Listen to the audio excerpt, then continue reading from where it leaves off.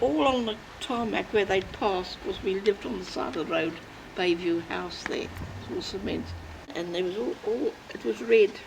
They must have walked miles and miles and miles, and they had all this like sacking and all rags around their legs, around their feet. Oh. And then there was a lorry going behind them, and some of them were dropping, and they were just picking them up, throw them in the lorry. They were taken somewhere out of Lemoy. I remember going with my uncle once. He was a haulage contractor, and he went down there for something he had to do down there. And I went with him in his lorry, and they were all down there on the 5 Mile Road, quite close to, you come down the hill like, past where all the restaurants are, and that next bit where it's sort of sand duney there. They were all there, and they had big soup kitchens there, and yeah. And there were these young kids, these big things, and they were doing this with their hands, the soup around the soup kitchen, eating the stuff and the soup, yeah. There was a lot of young kids, young people in there. We used to throw lots of stuff, rubbish out there, like melons that was from the garden that had gone bad and all that, you know. I went round there and there was this boy, he was Polish, but he didn't speak any English. Oh, he'd be about 10 or 14. And I said to him, "What are you doing there?" And he had this rotten melon and he was eating it. He couldn't tell me anything because he couldn't talk. And I said, "Well, you mustn't eat that." And I took him inside. So your father said to me, "Where'd you get him from?" So I said, "I got him outside on the pit in the back there. We were throwing lots of stuff that had gone bad from the shop, with marrows and all that sort of stuff. And he's eating them." So I said, "Well, you better leave him alone. You'll get into trouble. You start bringing him in here." Anyway, I brought him in, see. So I thought I'd give him something to eat, what we had there, instead of eating that rubbish. And of course, your father, he was so scared. He was scared out of his life. He was. So after, I said he could go home now. And we found out he was living out in a field at Lemoy. And he'd come all that way from Lemoy. But after that, he kept coming. And you would have been in real trouble, I think, wouldn't you? Yes. Oh, but we heard him he got married when he went back to Poland. Yes, Oh, wow. And many years later, I'll never forget, a letter came for John Davis Jersey. Yeah. And it was delivered to you and Dave. And it had been censored and everything. Yeah, censored. Yeah. Yeah. And he got married. And he was nice. And you wrote back to him, or Daddy wrote back to him, and you never heard another thing. Well, what happened was, then, you see, we invited them to come. We never heard another word after that. We didn't hear anything. Germans that lived, when we lived at First Tower, and there's a house sort of at the bottom of that market hill, and it was taken, I think it's called the Pebbles, and it's full of Germans. They put Germans in there, but they were sick.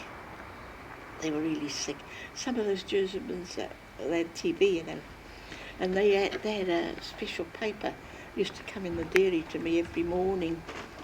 They were allowed to have a pint of milk, and there was 2 of them there, and they both had a pint of milk, and they used to come every morning. And I'd lost my black and white cat. Now and then, he was lovely. Oh, he was beautiful. He had white spots on him. And I swore it was these blinking Germans. Set for Elsh. They were set for Elsh.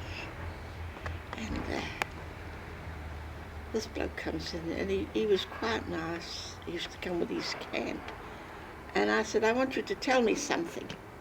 So he says, "I tell you anything. What you like me to tell you?" What? In good English. I said, "You've killed my cat." "I've killed your cat?" No, I haven't killed your cat. She said, I killed your cat. I wouldn't do such a thing to you. Well, I said, some children came from the beach, from the harbour, and they told me they've seen my cat and all his inside has gone and only his skin is left. Oh. Somebody's killed him. Well, if you think we've eaten your cat, we haven't eaten your cat. I promise I haven't eaten your cat.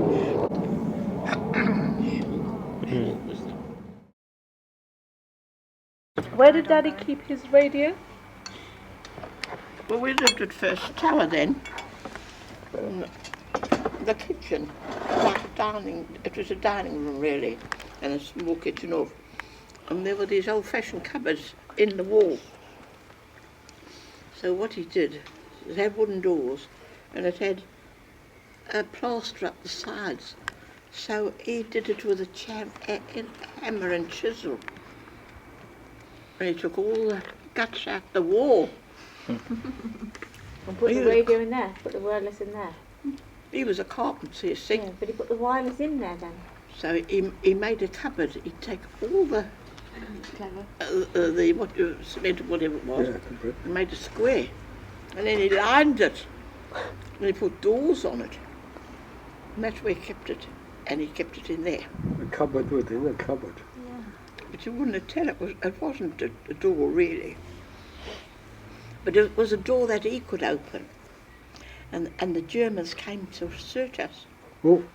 Yeah, we had them.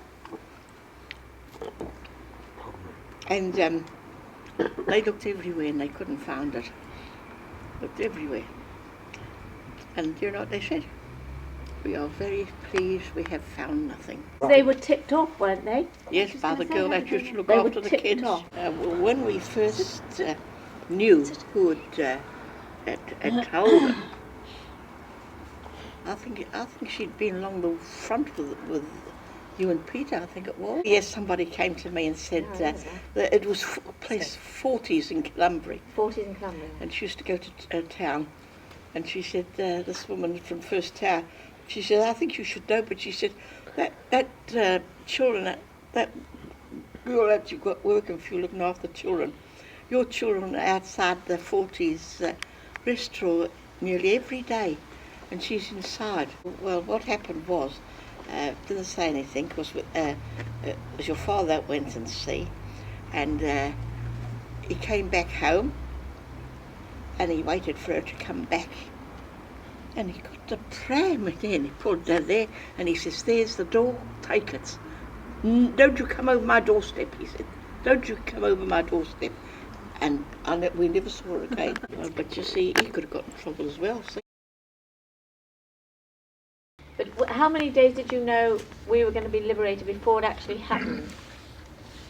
Well, it just happened, we didn't know. You didn't know? No, I don't remember it. It would, it just happens like that. It just happened. Where did, And they sent this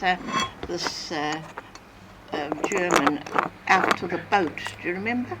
Oh no. I don't remember anything. And he went and he wouldn't agree to the surrender of the island. Out of hate, And then he came back. And we went a couple of times, and they couldn't get it settled. They were out there, and then they sent one, and he was a yes man, and it was all okay then. We could be liberated.